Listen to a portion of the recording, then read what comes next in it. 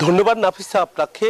আমি চট্টগ্রামের বড় হাট বলা যায় সাগরিকা হাটকে, তো সাগরিকা হাটে এসেছি যেহেতু এটি স্থায়ী হাট, তার কারণে কিন্তু দেশের প্রত্যন্ত অঞ্চল থেকে যারা কোরবানি পশু নিয়ে আসেন ব্যাপারীরা, তারা কিন্তু নিয়ে আসতে শুরু করেছে ট্রাকে ট্রাকে করে এখানে পশু ঢুকছে।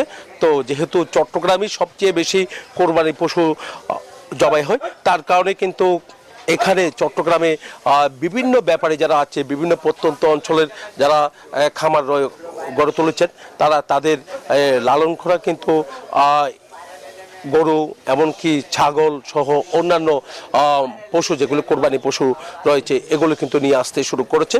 তো কিছুটা জমতেও শুরু করেছে, যেহেতু কোরবানি ঈদের বাকি আর বেশি দিন নেই, তবে আগামীকাল থেকে আরও বেশি জমবে বলে তারা মনে করছেন। যারা ক্রেতা তারা ঘুরপাক খাচ্ছেন, যারা ব্যাপারী তারাও কিন্তু আমরা দেখতে পাচ্ছি তারা তাদের গরু নিয়ে এখানে অপেক্ষা করছেন।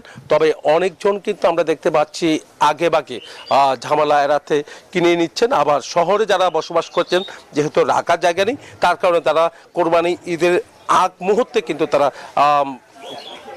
কোরবানি পশু ক্রয় করেন। তার কারণে কিন্তু তারা ঘুরপাক খাচ্ছেন, দেখছেন, এমনকি কেউ টাকা দিয়ে যাচ্ছেন, তো এরকম বুকিং দিয়ে রাখছেন। তো এই ছিল আমার এখানকার সর্বশেষ। ফিরে যাচ্ছে আমার সহকর্মী অপেক্ষা করছে রংপুরে মানিকের কাছে।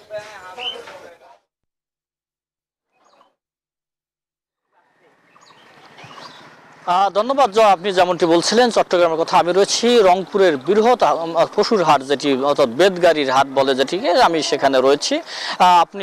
আপনাকে আরেকটি বিষয় বলে রাখি যে রংপুর বিভাগের যে হাটগুলো রয়েছে সাধারণত বেলা 12টার পর থেকে জমে ওঠে।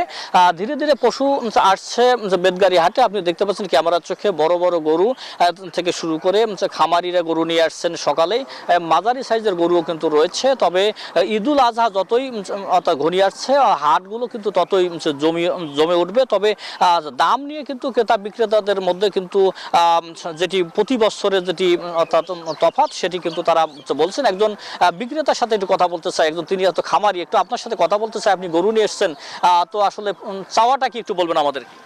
আমাদের চাওয়া হচ্ছে এবছর যদি বাইরে থেকে গরু না আসে তাহলে গরুতে ভালো টাকা পাবো। আর আপনার গরুর দাম কত চান? আমার গরুর দাম চাচ্ছি আমি 2,20,000 টাকা। একজন বিক্রেতার সাথে কথা বলছিলাম, তিনি খামারি। আপনাকে যদি বলে রাখি যে রংপুর বিভাগের 8টি জেলায় এবছর গরুর চাহিদা রয়েছে 14,600,000, তবে গরু কিন্তু উদ্বৃত্ত রয়েছে, অর্থাৎ প্রায় 20 লক্ষ গরু কিন্তু রয়েছে। সব মিলে 5 লক্ষেরও বেশি গরু কিন্তু রংপুর বিভাগে কোরবানির জন্য বেশি রয়েছে, যে গরুগুলো বাইরের জেলাতে যেতে পারে। এই ছিল আমার কাছে রংপুরের বেদগাড়ি হাট থেকে সর্বশেষ নাফিসা। জি, ধন্যবাদ আপনাকে আমাদের সঙ্গে যুক্ত হওয়ার জন্য। আরে ঈদ লাগছে মনে, খুশির জোয়ার সবখানে। আরে ঈদ লাগছে মনে, বিকাশ পেমেন্ট সবখানে।